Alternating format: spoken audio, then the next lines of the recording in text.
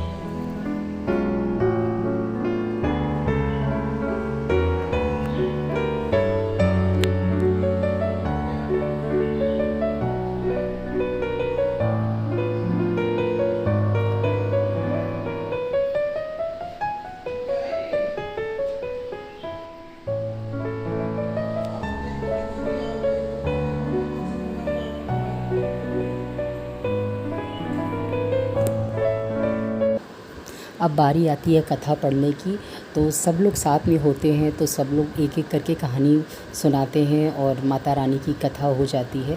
लेकिन जब अकेले होते हैं तो किताब का सहारा लेना पड़ता है, या जो कथा हमें आती है वही सुना ले। तो एक कथा मुझे आती थी, जो जेठानियाँ मेरी कथा बोलती थी, तो वही मुझे याद थी कथा वो, और बाकी इस पोस्टर के नीचे ही कथा लिखी थी, तो बस उसी को हम पढ़ रहे थे।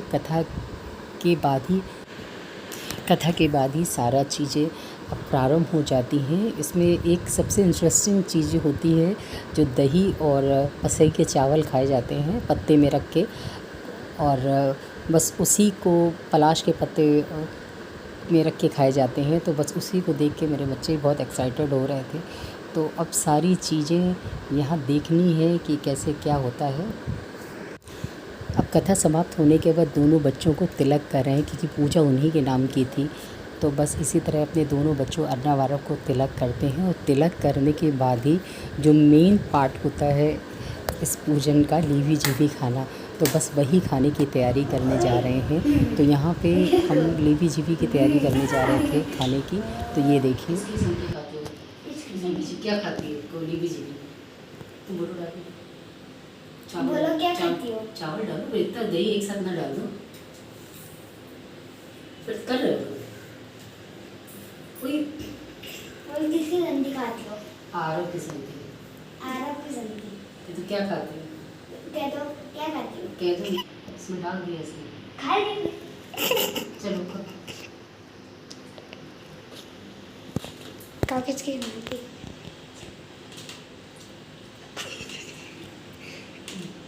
फिर डालो। पहले कहना क्या खाती है?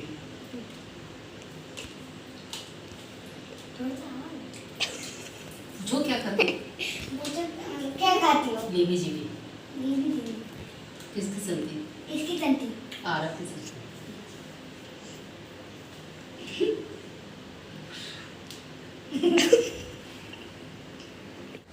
अब यहाँ पे आरव ने लीवी जीवी हमें खिला दिया है, और ये बहुत पुरानी चीज़ें हैं जो सासू माता ने बताई थी कैसे क्या करना है। तो बस ऐसे ही अब अर्नव की बारी है, क्योंकि बेटों के लिए ही हर छठ का त्यौहार किया जाता है। तो अब अर्नव हमको खिलाएंगे, और अर्नव भी बहुत एक्साइटेड थे और हंस रहे थे बहुत ज़्यादा, क्योंकि इसको जीभ से ही दही और चावल को खाना पड़ता है। तो वो हंस रहे थे, मम्मा आप ऐसे क्यों खा रही हो?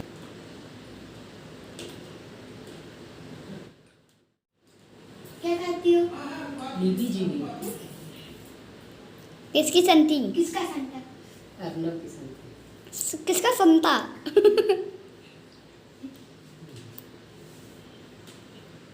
क्या खाती हो पूजा? का लीवी जीवी। किसकी संती? आपकी। अगर मेरा ये ब्लॉग आप सभी को पसंद आए तो प्लीज़ मेरे चैनल को लाइक करिएगा, सब्सक्राइब करिएगा और ढेर सारा प्यार दीजिएगा। आज के लिए बस इतना। नमस्कार।